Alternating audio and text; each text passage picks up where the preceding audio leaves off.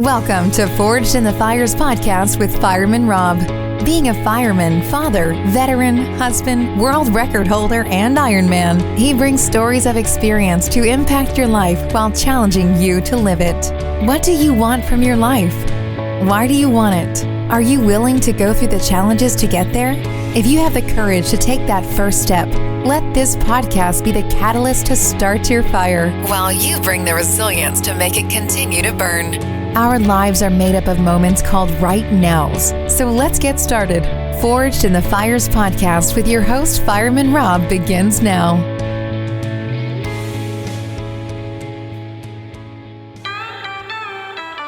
We got the same blood, the same blood. Stay by your side, it's ride or die. We've got the same blood. All right, welcome back to Forged in the Fires podcast. I'm your host, Fireman Rob. Today's guest is amazing. He has an NBA championship ring. He is one of those people who has created a downtown in Milwaukee that Milwaukee people and Wisconsin can be proud of. The first time I met him, he said he wants to make the Milwaukee Bucks a household name around the world, and he has done that. Peter Feigin, so great to have you on the show today. Hey, Rob, how are you? Thanks for having me. Oh, I love that conversation that we had the first time when we were, you and I were talking about the Packers and how everybody loves them around the world. And you're like, the Bucks are going to be the same way, if not better. How does it feel to, at this point, to have that happening? And it's actually continuing to happen. Yeah, I think it's kind of all the visions. You start with the owners who bought this team and kind of said to themselves, my God, what an opportunity. An NBA team, there's only 30 of them. It's really a global sport on a global platform that is growing with participation. It's only got upside and probably, in a real kind of opportunity for specifically the Bucks to kind of change the face, the tone, the look, the physical arena, and kind of the mindset to win championships on the court and win championships off the court. So it was kind of, we kind of had a plan. I think incredibly had this kind of growth, had incredible participation, and a little bit of luck, which you've got a plan to do. And, it's been great. And it's kind of been part of the vision of like, this is what can happen, when you really, spend time and thought and strategy on, building a brand, building a fan base, and building success. And you really built it around like that family aspect. I mean, you look at the Bucks team and they're people who have built themselves up, bootstraps up. I mean, you look at Giannis and you look how he's built himself, but really it's the family aspect that you bring not only to the fan base, but to your team. How do you do that on a daily basis? Because it's business at the end of the day. Yeah, I think you're kind of like, getting into how important character is, how important alignment is, and, what it means to be like a village, an alignment, whether it's a family. So, everybody being present, everybody setting ridiculously high standards, and focusing on improvement, it's including everybody. It's kind of real. We've got the don't be a jerk rule, when we, when we kind of go, those things are, all those principles of, matching your words with your actions and actually engaging people face to face. Those are all real tenets to like how you want to build a culture, and how you want to build success. And, we've kind of stuck to it very strongly, across the entire organization. And listen, like I will tell you, yes, does it work? Unbelievable. Does it get like a little bit of an accelerant? Like when you've got a global superstar like Giannis, who sets the tone, not only on the court, but off the court, and kind of leadership like Bud and Giannis, like, and John Horst. Those are all like major elements. But when you're aligned and you know this from, kind of the firefighting, it is like about one process organization unit, working together. And that's how we kind of attack the business, and certainly how we attack the team. Oh, it's so critical. And actually, I want to go back to your first job because it's a cool story. Like you were the coordinator of the Arthur Ashe clinics, and in the last months of his life, what did that really bring to your life to move forward, to kind of create that, that urgency or that attention to details? Well, it's kind of the example of like, it's like why I'm so eager for my kids and my nephews and my, to have real jobs Yeah. to start with and to be challenged because you learn so much so early. And, these are, you are literally putting on an event today with the urgency of literally someone's life, who he actually knew that, he was going to expire and there wasn't an opportunity to execute these for the rest of his life. So, Wow. you had this urgency, but you had a real attention to detail. You had this, kind of beyond like a superstar, but really kind of a symbol, to tennis, to African Americans, to kids, to Yep. integration, to everything. So it, really gave you like an unbelievable like sense of responsibility at a young age and real accountability and kind of all the simple stuff of like, hey, starting a project from start to finish, how do you communicate, how do you execute? And then, I think the best part of what that does is like after you've done that, for a year, you kind Yeah. of get this confidence that's so important that says, "Oh my God, I mean, I've made sure the garbage gets picked up and the car services are run, Yeah. and I've rearranged the plane travel, and I've made sure that their tennis balls, and the net works. Like Yeah. I can do anything. Like it's so crazy, and I think those are kind of the great life lessons of like how do you how do we teach kind of this next generation, and that's where I learned so much at such a young age.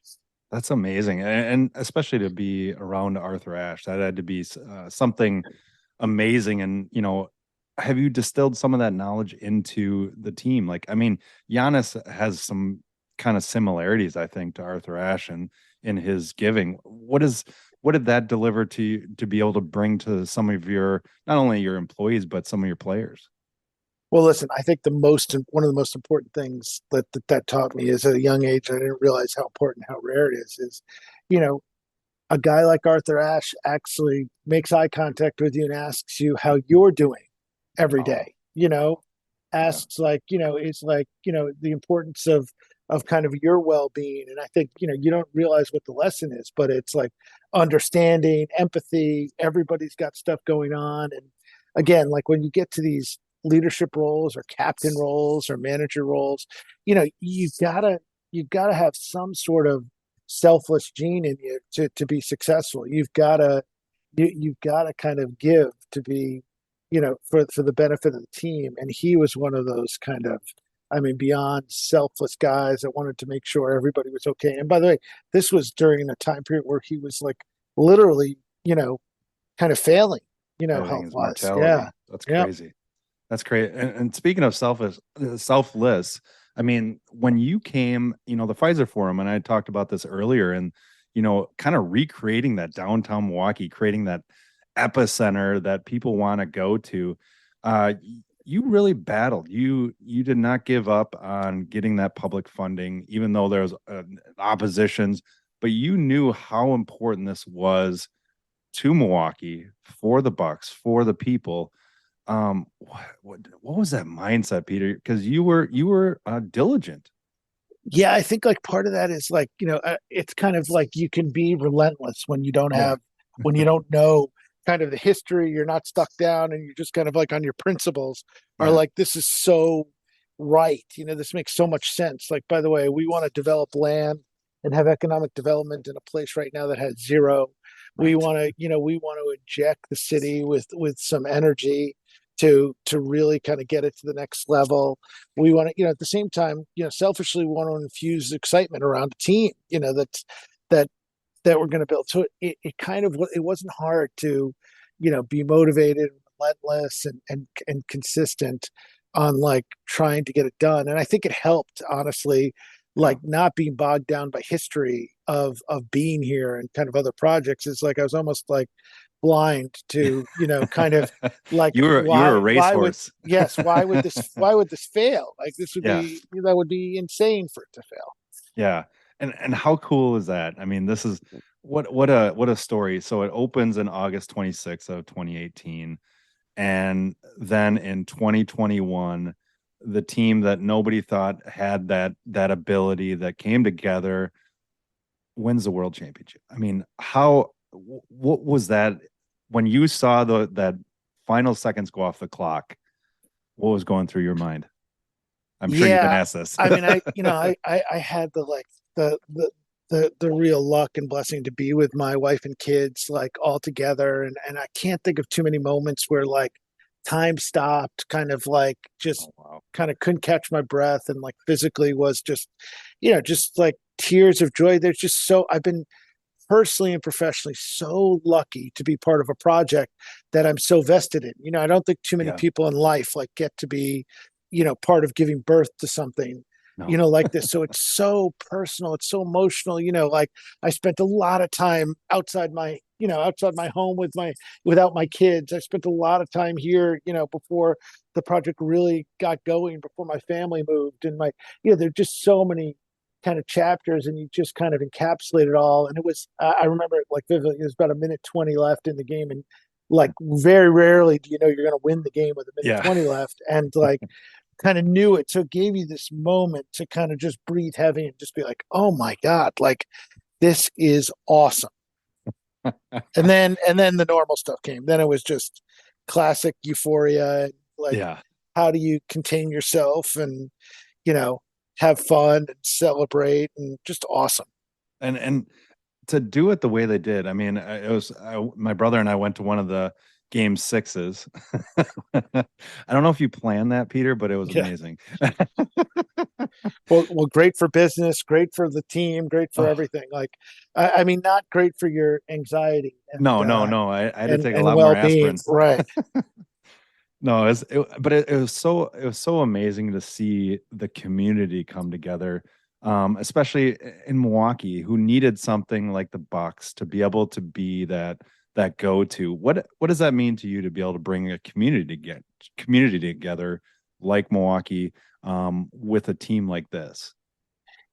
I mean, it's like a special feeling to be part of like the group that, uses a protein, which we always knew could happen because Right. we're not the first ones to do it, and Right. it's kind of like I would say like, the team was a little distressed, like you hadn't won in a while, there wasn't a focus, you weren't, kind of leveraging the great parts. I mean, sports are so awesome because they transcend reality, like people Yeah. are emotionally vested. You can have so much fun. People always used to ask, like, what do you love? I was like, what do you love? Like, I'm not selling widgets. Like I am like, selling emotion. And that is like a whole different game, Yeah. to get people involved. So yeah, it's kind of like very exciting. And how do you build, for us, it's how do you build fandom, in a real way. So, it's, and it's hard to say, hey, how do you navigate like a pathway or a roadmap to a championship? But, we certainly had kind of all these pieces put together, whether it was lobbying for public interest in the arena, whether it was getting the arena built, kind of building new facilities, Yeah. branding a neighborhood in the Deer District, having Giannis kind of ascend to, kind of this incredible global superstar. All these were on parallel paths, which, like, God, we're lucky. It just doesn't happen like that too often. That's amazing. And actually, I'm going to go back to one of your. You went to the School of Business in 2019, and you gave your principles. Imparted your guiding principles, and the last one I love is work your butt off. That Yeah. is So, powerful. guy, we laugh about it, and I know your work ethic and how important it is and everything, but it's so funny that, like, we've got to reinforce that Right. into like people now. So when we interview people, we kind of go through the principles, and the principles are pretty easy. They're like, be present or don't show up, set ridiculously high standards. Like, for us, if it can't be measured, it doesn't matter. We want to include everyone. We want to understand. We want people to understand, like, yo, this is definitely about culture. And by the way, if you're in, you're in. But if you're not in, culture is going to happen with or without you. We make Yes. sure our words match our actions. We want people to have face to face. We happen to be in the entertainment and hospitality business, so we think it's important for people who work here actually like want to be with people. I know that sounds Yeah. so silly, but that's so It's a simple. simple. Yeah. And then we tell people like, oh my God, I want to remind you, like, this is a job. Like, our expectation is like, we're going to love you. We are going to feed you at times. We're certainly going to compensate you. We're going to reward you and appreciate, but make no mistake, like, this is a job, and our expectations are you're going to work. Like that's part of like the job. And you'd be like really surprised how, especially, kind of some candidates are like, kind of taken aback that that's like one of the principles is like, oh, you're going to work hard. Like, we're not going to tell you got to work 24 hours a day. We're not going to tell you got to work 7 days a week, but we're going to say like, by the way, when you work, our expectation is you're going to be motivated to work hard. It should be a common sense thing, but it's not, like you said. It's something that some people look at and they go, okay. And throughout your life, you've worked hard to get to where you are. What is that next step for you in your journey? Well, I think it's kind of happening. We've had this kind of incredible success. I've been able to take a lot of credit for a lot of it from like stealing it from my teammates and kind of being the cover person for doing it. And that's allowed me to kind of have this. That's very humble, Peter. That's very humble of you. I got it.